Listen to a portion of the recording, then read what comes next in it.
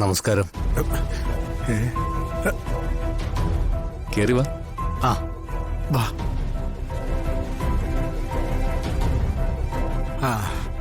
ഇരിക്കെ.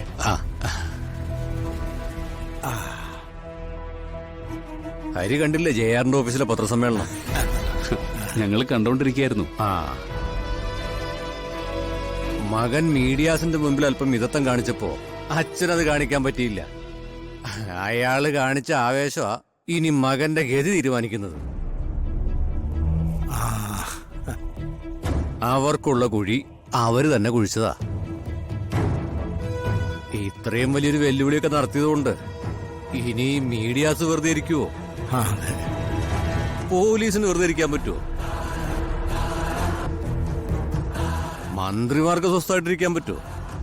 താൻ നോക്കിക്കോ ഹരി, വിത്തിൻ ഡേയ്സ് ജെആറിന്റെ കാര്യത്തിന് മന്ത്രിസഭ അന്വേഷണ ഉത്തരവ് ഇട്ടിരിക്കും. അനന്ത, തന്റെ ഈ ഓട്ടവും ചാട്ടവും ഒക്കെ കണ്ടപ്പോഴേ ഇത്ര പെട്ടെന്ന് ഇങ്ങനെ കാര്യങ്ങൾ എത്തിക്കപ്പെടുമെന്ന് ഞാൻ കരുതിയില്ല കേട്ടോ.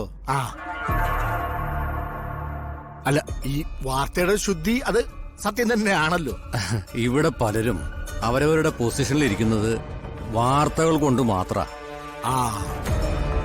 അതിന്റെ കോളുകൾ അറിയാത്തതുകൊണ്ടാ അമ്മാവൻ ഈ പറയുന്നത്.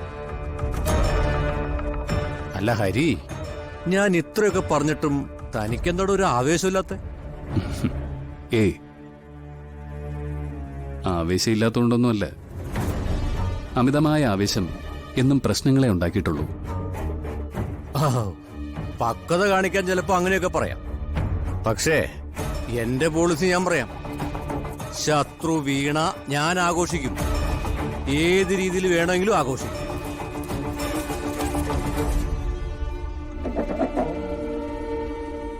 ഇന്ന് രാത്രി ആ ചോദ്യം ചോദിച്ചവന്മാർക്ക് ഞാനൊരു പാർട്ടി അറേഞ്ച് ചെയ്തിരിക്കുക.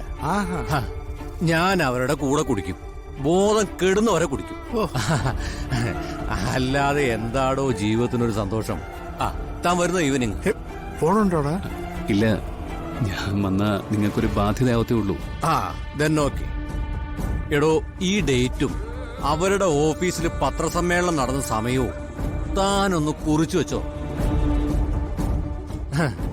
ഇവിടുന്ന് അങ്ങോട്ട് ജെആറിന്റെ യാത്ര താഴോട്ടാ ഹരി, അത് ഉറപ്പാ.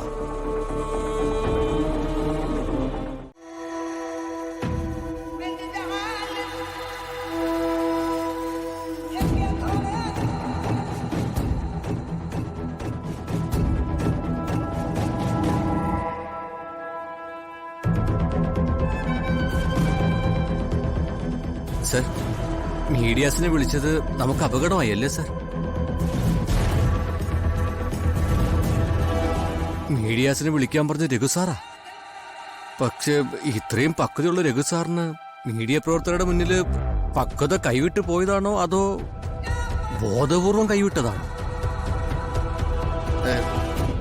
എനിക്ക് എന്തൊക്കെയോ ചില സംശയങ്ങൾ തോന്നുന്നുണ്ട് സർ. തോന്നിയ സംശയങ്ങൾ എന്തൊക്കെയാണെന്ന് സ്വാമി തെളിച്ചു പറ. അല്ല സർ, അത് പിന്നെ ഞാനും അച്ഛനും തമ്മിലുള്ള ബന്ധമല്ല നോക്കേണ്ടത്, നമ്മുടെ കമ്പനിയുടെ നിലനിൽപ്പാ. സ്വാമിക്ക് മനസ്സിൽ തോന്നിയത് എന്താണോ അത് പറ. സർ, പത്രസമ്മേളനത്തില് എന്തെങ്കിലും പ്രകോപനത്തിന്റെ പേരിലല്ല രഘുസാർ ഇത് വിളിച്ചു കൂവിയത്. അദ്ദേഹം പ്ലാൻഡ് ആയിരുന്നു എന്നാ എനിക്ക് തോന്നുന്നത്. സാറിനെ കൊടുക്കാൻ ചെയ്തതുപോലെ.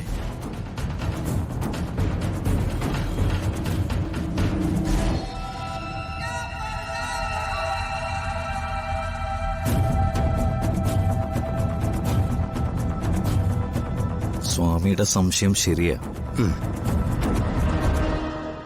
കൂടെ നിൽക്കുന്നത് പോലെ ഭാവിച്ച് ഒറ്റിക്കൊടുത്തതാ.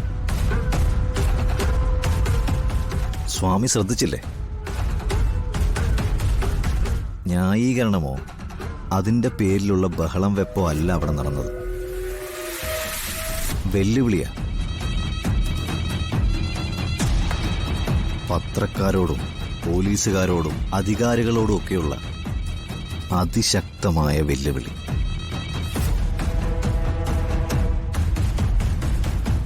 എന്റെ സാമ്പത്തികമായ സോഴ്സ് എന്താണെന്നറിയാൻ ഏറ്റവും കൂടുതൽ ആഗ്രഹിക്കുന്നവരിൽ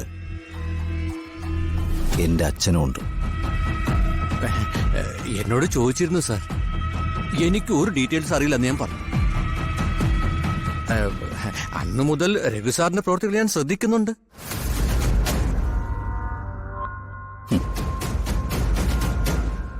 അച്ഛന് തെറ്റുപറ്റിപ്പോയല്ലോ സ്വാമി.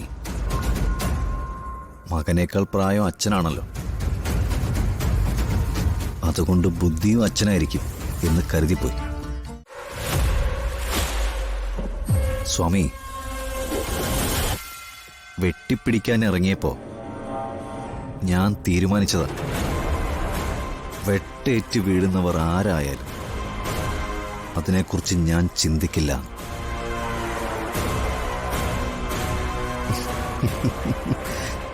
നടക്കില്ല സ്വാമി.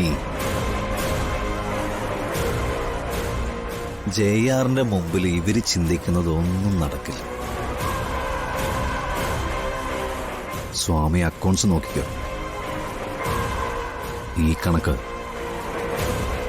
ഞാൻ നോക്കിക്കോളാം. പൊക്കോ സ്വാമി. ശരി സാർ.